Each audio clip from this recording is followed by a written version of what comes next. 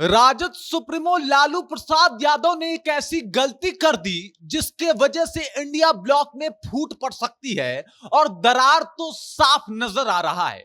ये माना जा रहा है कि इंडिया गठबंधन टूट जाएगा और इसके जिम्मेदार लालू प्रसाद यादव होंगे। आखिर उनसे ये कौन सी गलती हो गई और क्या है रुपौली उपचुनाव का मामला, इसके बारे में मैं आपको पूरी जानकारी दूंगा। लेकिन उससे पहले मेरा नाम है रजत और आप देख रहे हैं जनता जंक्शन। कहा जाता है कि राजनीति में एक चूक बहुत भारी पड़ सकता है और राजनीति का शातिर और माहिर खिलाड़ी भी गलतियां कर सकता है। और यही गलती लालू प्रसाद यादव से हो गई जब उन्होंने बीमा भारती को आरजेडी का रुपौली उपचुनाव से टिकट थमा दिया और उन्होंने कहा कि आप यहां से चुनाव लड़ सकती हैं, जिसकी जानकारी उन्होंने अपने सोशल मीडिया अकाउंट पे दिया। जिसके बाद कहीं ना कहीं इंडिया गठबंधन के जितने भी दल हैं उन्होंने अपने अपने सुर को साधना शुरू किया, अपनी अपनी बातों को रखना शुरू किया और लालू यादव के इस फैसले का कड़ा विरोध किया।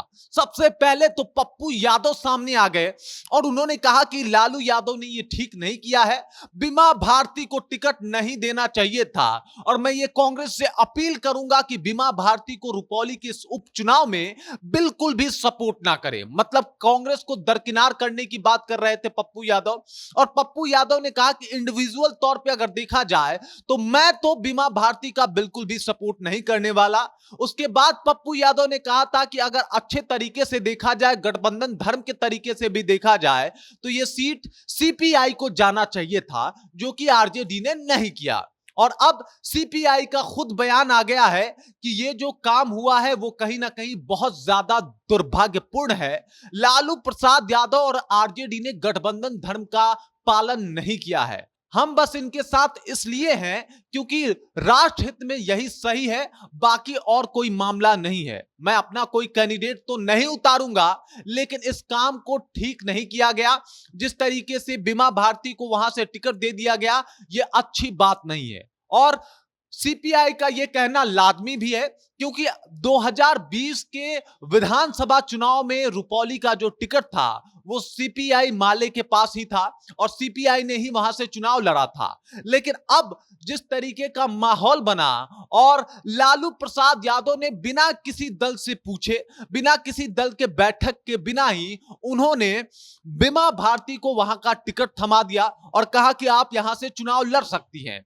जिसके बाद बिहार में सियासत तेज हो गई और इंडिया गठबंधन में फूट पड़ने की नौबत जो है वो साफ तौर पे दिखाई देने लगी।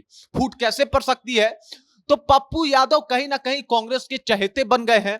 प्रियंका गांधी और उनके रिश्ते काफी करीबी हैं और माना जाता है कि प्रियंका गांधी के वो बहुत वफादार है। हमेशा आए दिन प्रियंका गांधी से मिलने की, राहुल गांधी से मिलने की खबरें जो है उनकी आती रहती है और इस बात से कहा जा रहा है कि वो कांग्रेस को तो दरकिनार कर ही देंगे।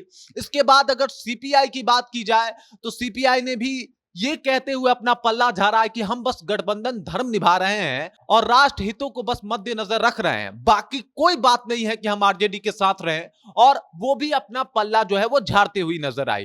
तो इस बात से आप समझ सकते हैं कि कहीं ना कहीं गठबंधन में दरार जो है वो शुरू हो गया है और बिहार में गठबंधन तहस नहस हो सकता है।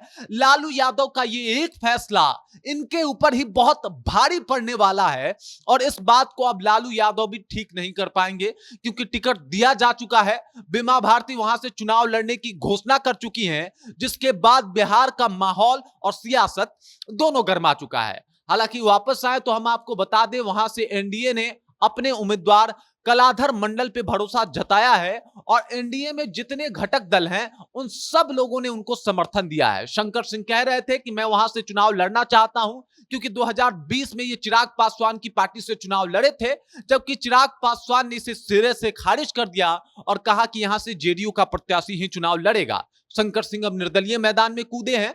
लेकिन अगर वहीं बात किया जाए तो ऐसी स्थिति इंडिया ब्लॉक की बिल्कुल भी नहीं है।